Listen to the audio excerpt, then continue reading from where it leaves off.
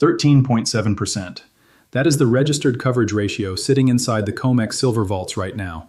And if you have spent any time watching this market, you know that number should not exist in a functioning paper-to-physical settlement system. According to CME Group vault data, registered silver, meaning metal that has been certified, assayed, and made available for actual delivery against futures contracts, stood at approximately 136 million troy ounces as of the most recent daily report. Open interest on active COMEX silver futures contracts, meanwhile, represents a claim on roughly 992 million troy ounces of metal. That is not a rounding error. That is a structural gap that has been widening quietly for months, while most financial media covered equity volatility and Federal Reserve rate language. By the end of this video, you will understand exactly how that gap formed, why the 74-day figure in the title is not an arbitrary alarm, but a calculation rooted in actual delivery pace and drawdown rate, and what one institutional document published in the last 2 weeks tells us about where this is heading that nobody in mainstream financial media has connected yet. There are 3 specific things this video is going to show you. First, the mechanics of how COMEX silver coverage collapsed from levels considered safe to a ratio that has historically preceded forced cash settlements, and the exact vault figures behind that claim. Second, a filing buried in the noise from a major silver-producing company that reveals the gap between what the paper market says silver is worth and what large industrial buyers are actually paying for physical delivery today. Third, the Bank of England's LBMA lease rate behavior over the last 60 days, which tells a story about institutional silver demand that the spot price chart alone will never show you. These are not opinions. They are documents you can pull yourself, and the links will be in the description. Stay with this because the next 18 minutes may change the way you read every silver price headline for the rest of this year. To understand what 13.7% actually means, you need to understand the difference between 2 categories of metal that CME Group tracks inside the COMEX system. Eligible silver is metal stored in approved vaults that meets purity and weight standards, but has not been formally registered for delivery. Its owner has not yet consented to make it available against a futures contract. Registered silver is the metal that has actually been warranted for delivery. When a futures contract reaches expiry and a holder stands for delivery, they can only receive registered metal. Eligible silver cannot be handed over unless the owner converts it, a process that takes time and involves fees. According to the CME Group Daily Vault Report, total eligible silver across all approved depositories, Brinks, Delaware Depository, HSBC, JP Morgan, Loomis, and Malka Amit, sits at approximately 833 million ounces. That sounds like a large number until you understand it is functionally unavailable for contract settlement without owner consent. The registered pile, 136 million ounces, is the only metal that legally backs current delivery obligations. Against 992 million ounces of open interest, that is your 13.7%. The 74-day figure requires a short explanation because it is the most important number in this video.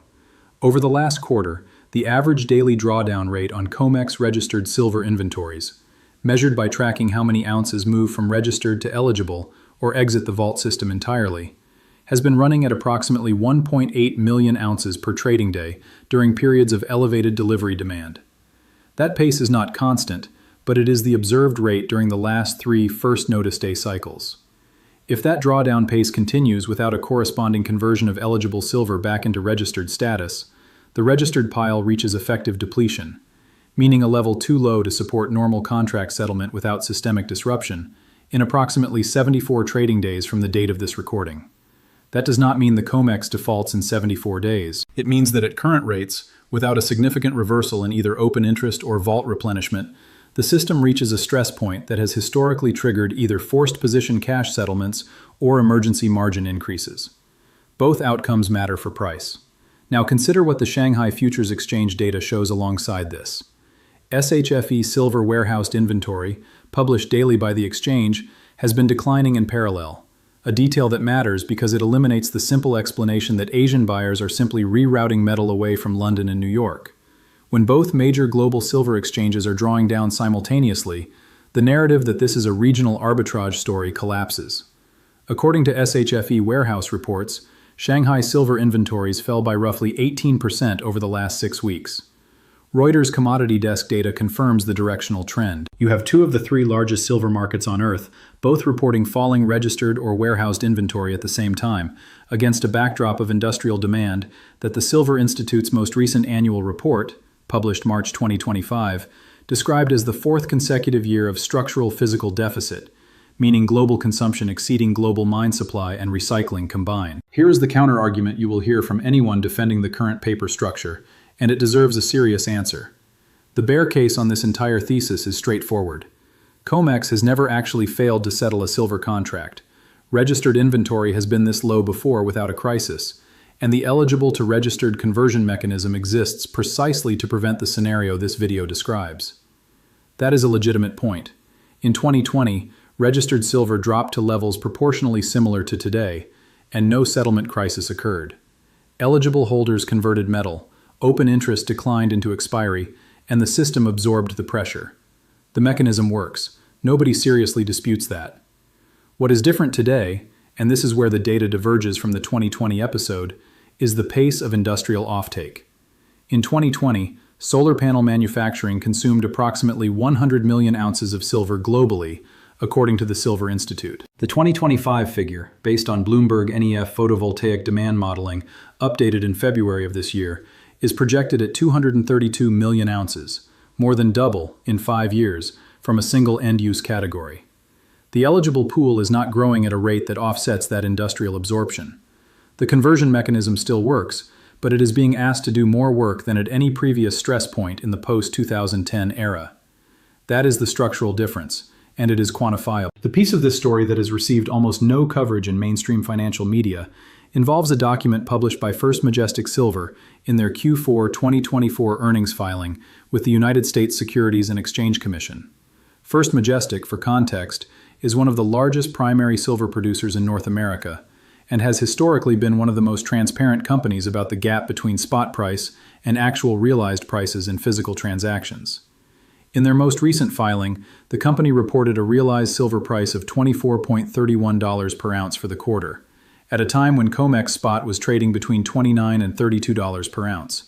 That is not a typo, and it is not a hedging artifact in the conventional sense. First Majestic CEO Keith Neumeyer addressed this directly in the accompanying earnings call, noting that the company was selling a portion of its production directly to industrial end users at negotiated contracts, and that those buyers, primarily electronics and photovoltaic manufacturers, were receiving pricing adjustments that reflected delivery guarantees rather than spot price exposure. In plain English, large industrial buyers are locking in physical silver supply at prices below spot by guaranteeing volume commitments that miners value more than the spot premium. That is a sign of physical tightness, not looseness. When buyers are willing to give up spot price upside in exchange for supply security, it tells you something about how they assess their own ability to source metal at any price in the open market 6 months from now. Here is what nobody is putting together. That First Majestic realized price data, read alongside the COMEX coverage ratio and the SHFE drawdown figures, suggests that the physical market is bifurcating from the paper market in a way that is structural, not cyclical. The paper price, the number you see quoted on financial terminals and news tickers, reflects the marginal clearing price of futures contracts, the vast majority of which are settled in cash and never involve physical metal changing hands.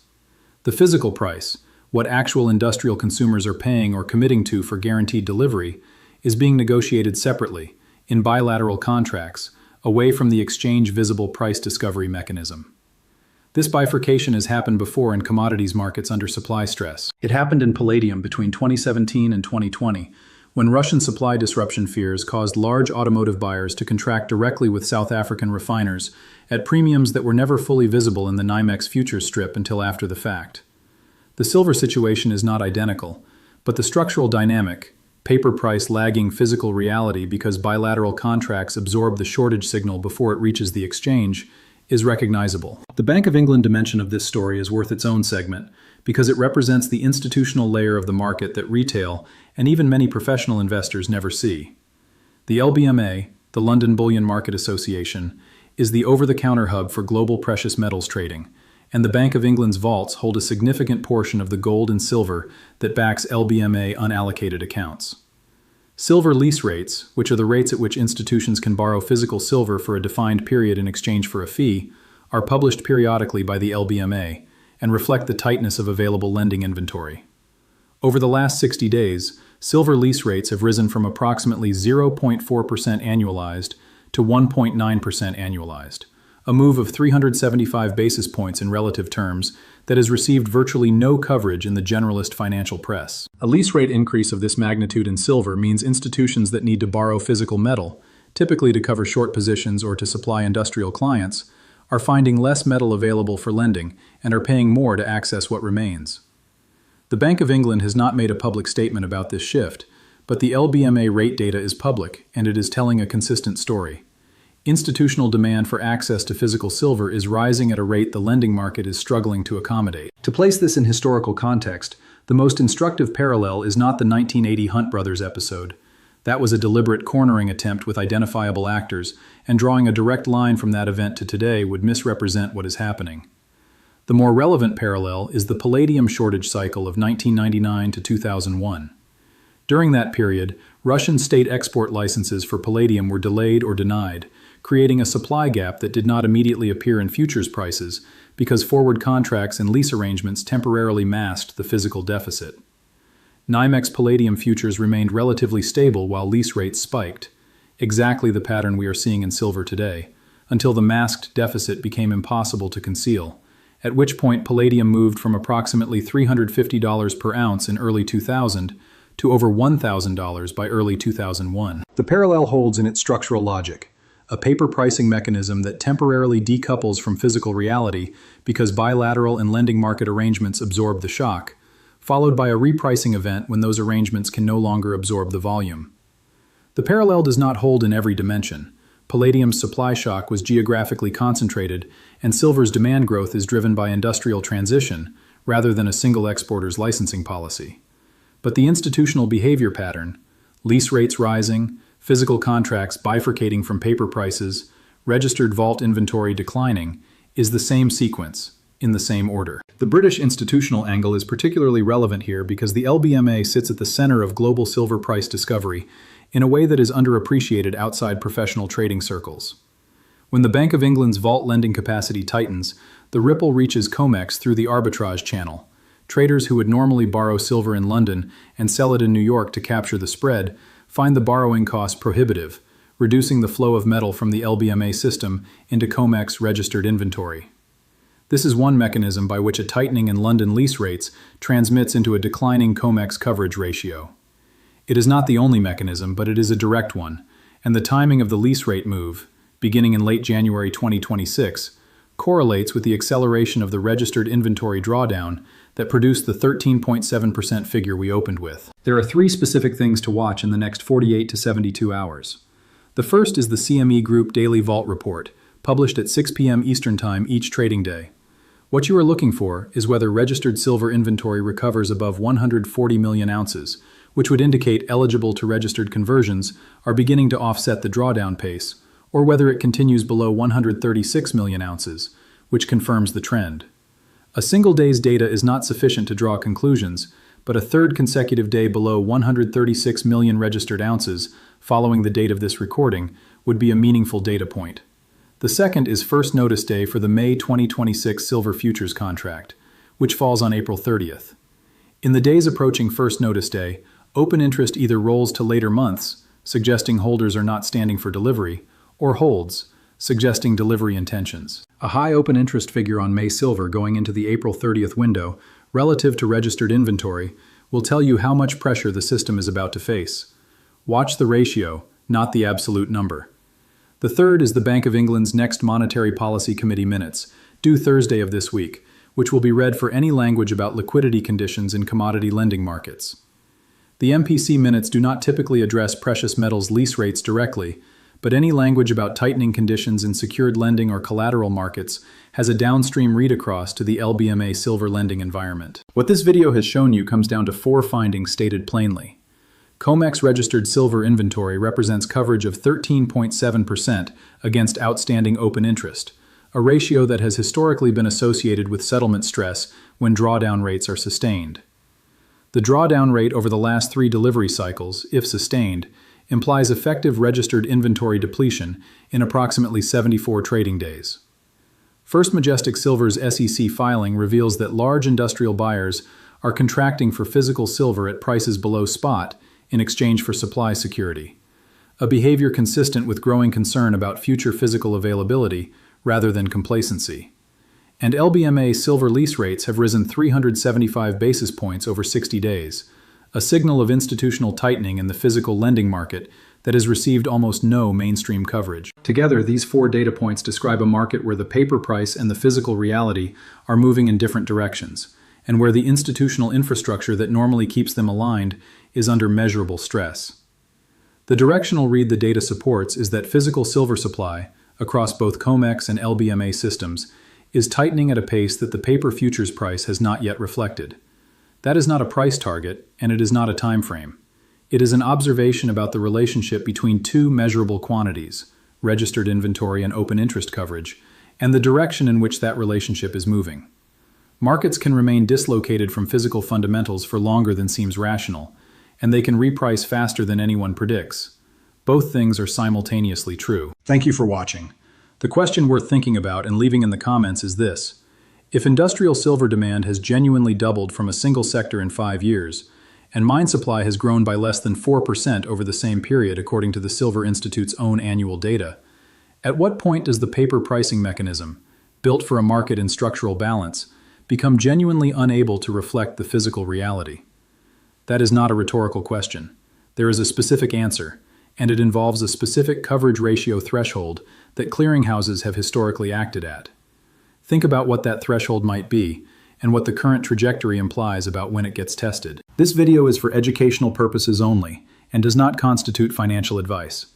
All sources referenced, CME Group Vault reports, SHFE warehouse data, First Majestic SEC filings, LBMA lease rate publications, Bloomberg NEF photovoltaic demand data, Silver Institute annual reports, and Bank of England MPC communications are linked in the description below.